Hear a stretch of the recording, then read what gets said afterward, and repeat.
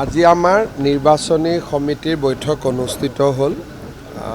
Bodoland territorial council আৰু AGPৰ লগত আলোচনা হোৱা সম্ভাৱ্য চিটকেইটাক বাদ দি আমাৰ দুটা পৰ্যায়ত পেনেল প্ৰস্তুত কৰা হ'ল। যিবিলাক ডিলিমিটেশ্যনৰ আগতে থকা সমষ্টি সেইবিলাকত তিনিজনীয়া প্ৰাৰ্থীৰ আমি তালিকা প্ৰেৰণ কৰিছোঁ আৰু যিটো চিট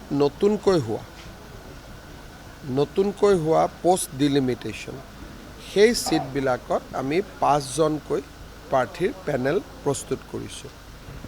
যেনেকৈ আপোনালোকে ধৰি ল'ব পাৰে যে মাকুম এটা নতুনকৈ হোৱা সমষ্টি, ডিমৰীয়া এটা নতুনকৈ হোৱা সমষ্টি।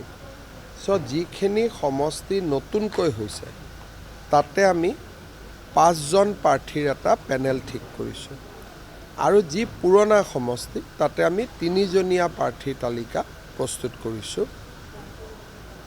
BTC এৰিয়াৰ 15টা চিটত আমি প্ৰাৰ্থীৰ তালিকা ঠিক কৰা নাই আৰু গণ পৰিষদৰ লগত যিকেইটা চিট লৈ আমাৰ আলাপ আলোচনা চলি আছে সেই চিটকেইটাতো আমি পেনেল প্ৰস্তুত কৰা নাই।